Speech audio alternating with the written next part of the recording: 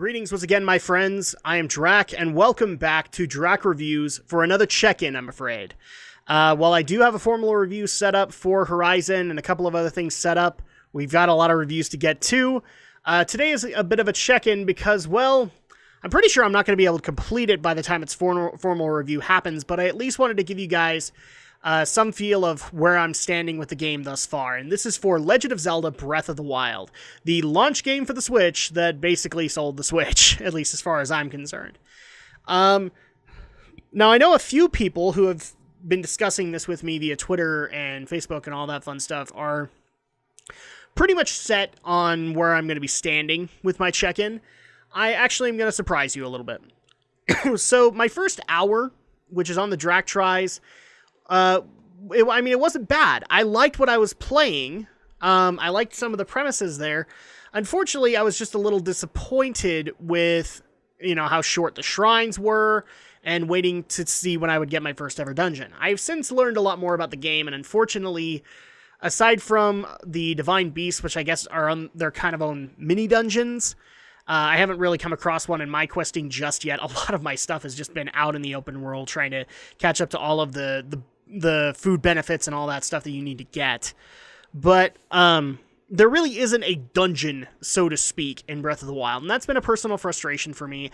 Another frustration to me has also been the dependence on the food system and being able to gain the buffs through that, because to me, hunting and all that stuff has been busy work for the last bit. However, over the last little bit, I've been able to get a little bit further into the story, and I've since changed a few of my opinions on the matter. So let's actually go through the pieces, and I'll tell you where I'm at so far. Story-wise, I'm still a little frustrated with this, but only on the angle of I really wish that there was more story in between these huge gaps.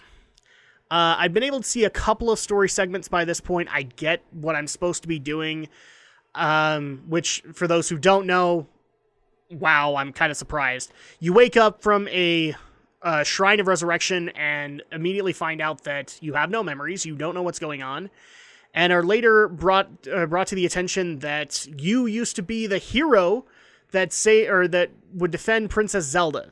But unfortunately, you suffered some major wounds in battle, and Zelda ordered you to the Shrine of Resurrection while she took on Ganon. And now there's kind of this little stasis war going on between Zelda and Ganon, which you need to help stop. You need to go help Zelda.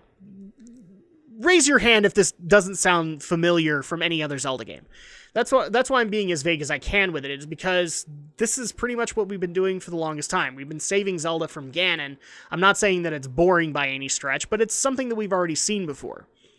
But the only difference with Breath of the Wild compared to, say, like Wind Waker or Ocarina of Time, Link to the Past, it feels like story flows a little bit more consistently than with Breath of the Wild. And so, while that is a nitpick for me, that is a frustration, I can see why they did it this way. The emphasis of this game is the open world.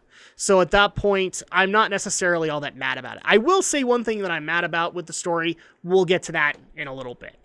Visually, the game looks amazing. I've gone to a couple of areas by now. I've seen all kinds of landscapes. I've been really impressed with how this game looks, and especially since it's consistent with both Switch version and Wii U version. You see those weird comparisons of PS4 and PS4 Pro, and there's supposed to be this world of difference. I like the fact that Wii U and Switch are fairly similar in their graphics, because then at that point it doesn't feel like the Wii U people are losing out on that battle, okay?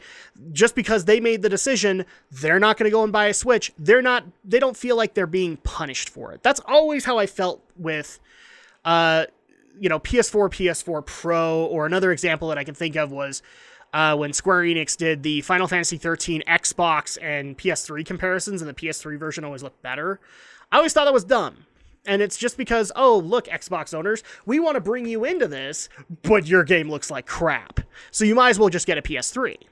I've never liked that concept from a selling perspective. And I'm glad that Nintendo hasn't done that with Breath of the Wild. Because visually, this game is great. I have no complaints with it. It looks like a Zelda game in HD, and it's glorious, especially on a big screen. that would be my biggest recommendation. Like, to those who love the Switch for being able to play portable, good on you. You're missing out if you haven't at least once played this game on a big screen. It looks amazing. Moving on into the gameplay. This is where a lot of my complaints are right now. Like I said, I'm not the biggest hunter or doing all of the side questing or any of that stuff. So yeah, I've said it before. I'm not big on the side questing. I'm not big on the food or the hunting and all that. And there's an emphasis in this game. It's not fun for me because it makes me have to go and do busy work that I don't necessarily want to go do.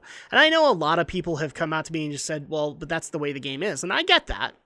And frankly, I'm not as frustrated with the hunting because once you get into the mode, you can keep yourself in a mindset, and then at that point, you can maybe go portable while you go hunt food, and then when you want to experience the story, you can just put it up on the big screen. That's why I like the Switch version, is because I can actually do that if I want to, and it doesn't necessarily hurt my gaming experience. So I'm not against it, but again, I'm usually a fan of games that have a little bit more of a narrative. I'm not, I think Aaron from the Game Grumps and a couple of other people called this tourist mode. I don't necessarily call it that. It's having a constant narrative being fed to you as you go along, and I don't necessarily have a problem with that. My problem is games like Skyrim and Fallout, which basically throw you into the world. They'll give you little bits of story here and there, but they're basically expecting you to go out and quest. They're expecting you to go out into the world. And for me, it's just like, okay, but I don't want to go out into the world. I want to go to the next story point. And sometimes that story point is way far off, and you're supposed to be like a certain level before you can attain it.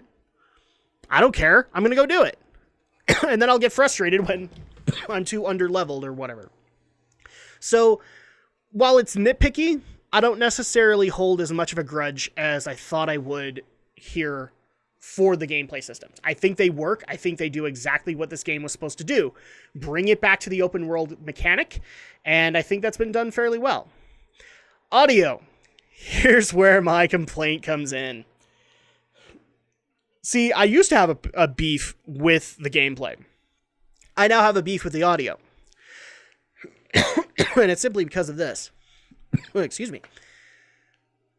There are cutscenes in the game, and they are voiced, and it is glorious. It is great to hear voices in this game. I've gotten into this discussion with the Shadow Blazer of, like, should Link have a voice? I don't know. And if you'd asked me about 10 years ago, I would have said yes. But now I'm just used to him being silent. But I love the fact that we now have a voice cast in Zelda. It's a shame they weren't fully utilized. I've actually had a couple of scenes now where it felt like it could have been a consistent cutscene and just ran me through, but instead it decided to cut in and out with... Here's the perfect example. When you go to Kakariko Village for the first time and meet with Impa, you get a voice segment at the beginning. Then that lasts about, let's say, 30 seconds. You go into the for another minute and a half, and then you get a big exposition cutscene.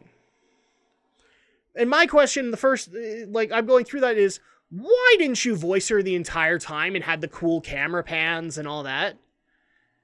Did you just not want to pay her? I don't get it, because that really would have helped with that process. It would have helped me bond a little bit better with Impa if I didn't have that jarring moment in between where I'm having a voice and I'm having really good dialogue happening, and then, This is my biggest beef right now. If you have voice actors, pay them and do the scenes proper. Because to me, it just rips you out of the scene when they transition to that, because I'm getting ready for them to send me back out into the world. Oh, but wait, we have this big exposition cutscene that's going to explain even more. Oh, so I have to sit down more. I might as well have just had a big old cutscene like I did with the king early on in the game, instead of having those jarring moments. And they happen quite a bit from where I'm standing. So, Nintendo, don't do that. It's jarring, especially when you're going into a Zelda game and you start having that. Because then you're like, oh, they're going to send me back out in the world. Nope. You're there for another 2 minutes. That bothers me. It really does, especially since I'm like, you have the actors. You could have just paid them. Just pay them. You're Nintendo. You could get away with it. That's really my biggest gripe right now with the game. I'm not really going to go into replay value or to presentation because those are going to be set for the final review. But right now, where it stands, I'm liking Breath of the Wild. Is it my favorite Zelda game in the series? Probably not, but it's up there. I think it has a lot of potential to live up to. And so at that point, I look forward to seeing what's actually going to happen, where in the timeline this actually lies. And I think I'm going to have a fun time with it. But that's going to go ahead and do it for my vlog, or for my check-in on Legend of Zelda Breath of the Wild. Hopefully soon, I'll be able to get you guys the formal review, and you guys can see my scoring when it comes out. But till then, we'll see you guys next time.